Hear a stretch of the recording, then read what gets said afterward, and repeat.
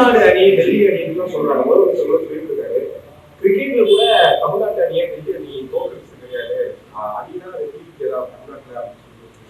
விளையாட்டா சொல்றாருப்பா, விளையாட்டை வச்சு விளையாட்டா சொல்றாரு, அவ்வளவுதான்.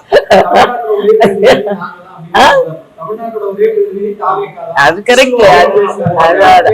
அதாவது என்ன சொன்னாருன்னா, எங்கிட்ட இருக்கிற இமோஷன் அப்படின்னு.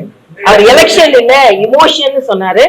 ஆனா தமிழ்நாடு நிச்சயமா ப்ரமோஷன் அடையணும்னா என்டிஏ வரணும், அப்பதான். ஏன்னா நாங்க பல இடங்கள்ல ஆட்சி ப்ரமோஷன் செஞ்சு காமிச்சிருக்கோம். சும்மா இது இமோஷன் எலெக்ஷன் எல்லாம் கிடையாது. அதனால ஏன்னா மரியாதைக்குரிய பாரத 18 மாநிலங்கள்ல நாங்க ப்ரமோஷனை காமிச்சிருக்கோம், மத்தியிலையும் ப்ரமோஷனை காமித்து கொண்டிருக்கோம்.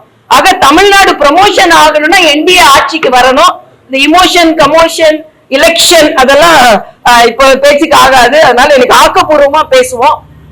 தம்பி விஜய் நல்லாவே பேசினாரு, காலைல பார்த்தேன். ஆனா சில கேள்விகள் நியாயமா கேட்கப்பட்டது. ஏன்னா மாநில அரசால் செய்ய முடியாது என்று தெரிந்தும் நீட் விலக்கு என்று சொன்னீர்களே, நியாயமான கேள்வி. அதே மாதிரி 100 ரூபாய் பெண்களுக்கு மானியம் கொடுக்கறீங்களே, கேஸ்ல கொடுக்கறீங்களே, நியாயமான கேள்வி. 4000 ரூபாய்க்கு மேலே கரும்புக்கு கூடுதல் விலை கொடுக்கறேன்னு சொன்னீங்களே, நியாயமான கேள்வி.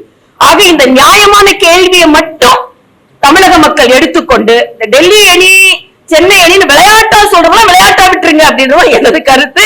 அதனால நிச்சயமா திராவிட முன்னேற்ற கழகம் தோற்கடிக்கப்பட வேண்டிய ஒரு கட்சி. எல்லாம் வாங்க வாங்க வாங்கன்னு யாராவது அறிவாலய நிழல்ல போய் நின்னா கூட்டணிக்கு வந்திருக்கீங்களா, வாங்க வாங்க வாங்கன்னு கூப்பிட்டு சேர்க்கிற நிலைமையில இன்னைக்கு திமுக இருக்கிறது.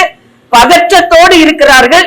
அதனால முதலமைச்சர் சொல்ற, நான் கடுமையா உழைத்து கொண்டு இருக்கிறேன், நான் திட்டமிட்டதற்கு மேல உழைச்சு உங்க பையன்ட்ட கொடுக்க போறீங்க ஆட்சியை, அதுக்குதானே உழைத்து கொண்டிருக்கிறீர்கள். ஆனா அது நடக்காது என்பதை நாங்கெல்லாம் சொல்லிக் கொண்டிருப்பது.